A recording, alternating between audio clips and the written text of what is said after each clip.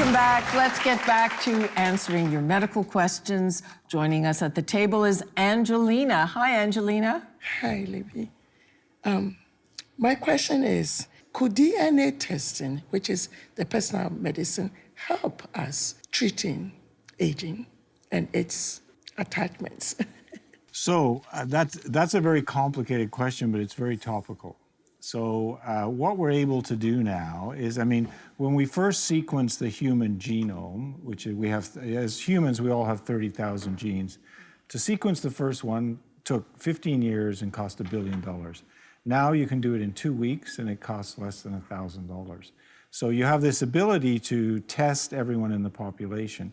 And originally it was used to identify certain diseases which were associated with a single gene, like Huntington's chorea. You either have it or you don't. And if you have it, if you have the gene, you will get it.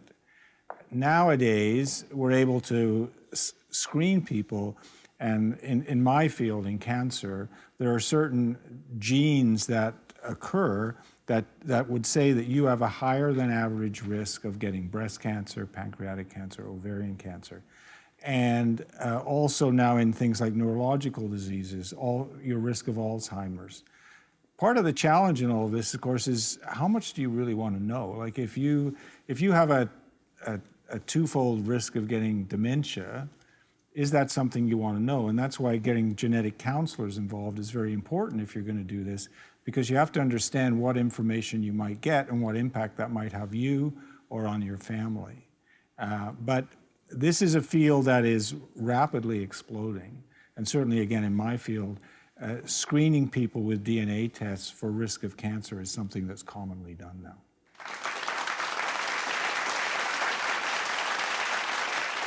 Our next video question comes from Janine. It's Janine from Brampton, and my question is for the physiotherapist. What in-home exercises do you suggest for lower back pain? Lower back pain is I think it's one of the leading causes of disability in North America. So I would make sure, disclaimer, that the lower back pain is properly diagnosed from your family physician or specialist that they may refer you to. Otherwise, typically what we look for is core strength, and I'm talking about inner core strength. I'm not talking about six-pack abs here. I'm talking about the inner core through plank exercises. Then we look at all the muscles that attach in the pelvis area to the lower back, lumbar spine, and stretches. Again, there's a caveat here to make sure that we properly diagnose the lower back pain, because depending on that, some stretches could exacerbate your problem. But typically, pulling your knees to your chest, lengthening out that lower back can provide some relief.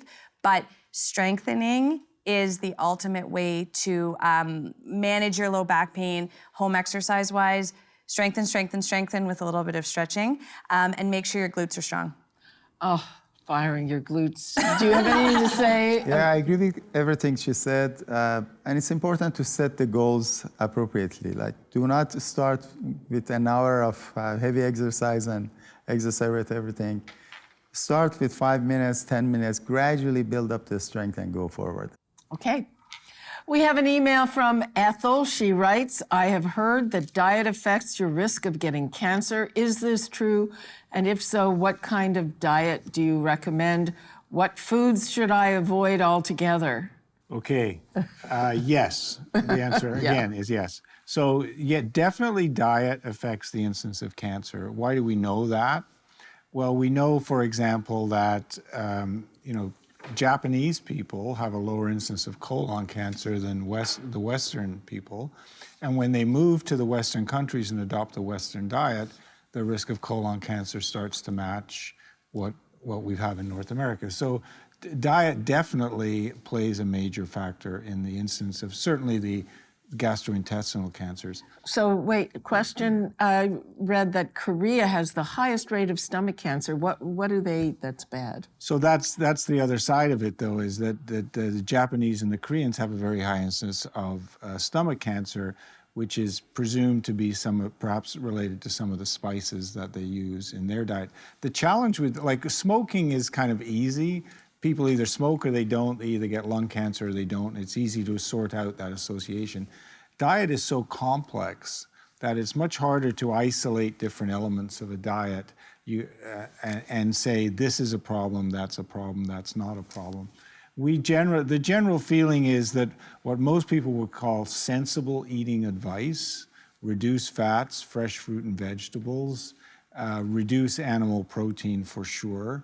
Though that's generally probably the most positive diet with respect to developing cancer, and it also has lots of other benefits in terms of heart disease and other things.